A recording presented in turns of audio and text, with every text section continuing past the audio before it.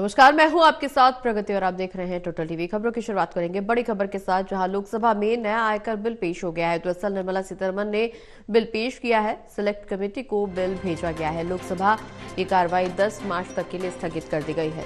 तो बड़ी खबर आपको बता दें, नया आयकर बिल लोकसभा में पेश किया गया, सिलेक्ट कमेटी को बिल भेजा गया और लोकसभा 10 मार्च तक के लिए स्थगित कर दी गई है।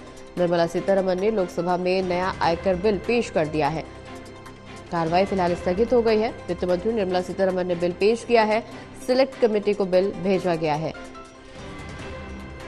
10 मार्च तक के लिए लोकसभा स्थगित कर दी गई है। तो बड़ी खबर आपको बता दें, लोकसभा में नया आयकर बिल पेश हो गया है। निर्मला सीतारमण ने बिल पेश कर दिया है, सिलेक्ट कमेटी को बिल भेज भी दिया गया है। 10 मार्च तक के लिए अब लोकसभा स्थगित कर दी गई है। ज्यादा जानकारी के लिए हमारे साथ एसोसिएट एडिटर प्रदीप कुमार जी बने हुए। प्रदीप जी, नया आयकर बिल लोकसभा में पेश कर दिया गया है वित्त मंत्री निर्मला सीतारमण की तरफ से। अब कार्रवाई 10 मार्च तक के लिए स्थगित कर दी गई है, सिलेक्ट कमेटी को भी बिल भेजा जाएगा। देखिए, बिल्कुल, और काफी महत्वपूर्ण ये विधेयक, क्योंकि आज लोकसभा में नया आयकर बिल 2025 पेश किया गया है। आयकर कानूनों को सरल बनाने के लिए नया कानून बनाने का ऐलान वित्त मंत्री निर्मला सीतारमण ने जब 1 फरवरी को अपना बजट भाषण दिया था उसमें किया था। तो वित्त मंत्री ने लोकसभा में बिल ये पेश जो किया है, जिसमें आयकर अधिनियम में बदलाव के साथ इसमें कई प्रावधान किए गए हैं।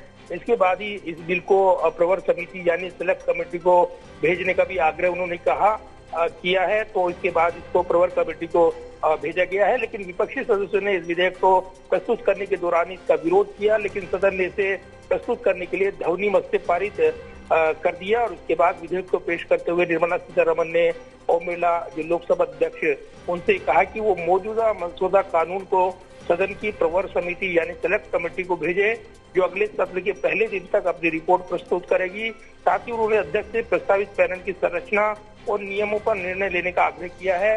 तो ये काफी महत्वपूर्ण रहेगा, क्योंकि आयकर कानून को सरल बनाने और इसमें कई जो नए विधेयक में जो धाराएं जोड़ी जाएंगी और साथ ही अप्रासंगिक जो नियम है वो हटाए जाएंगे।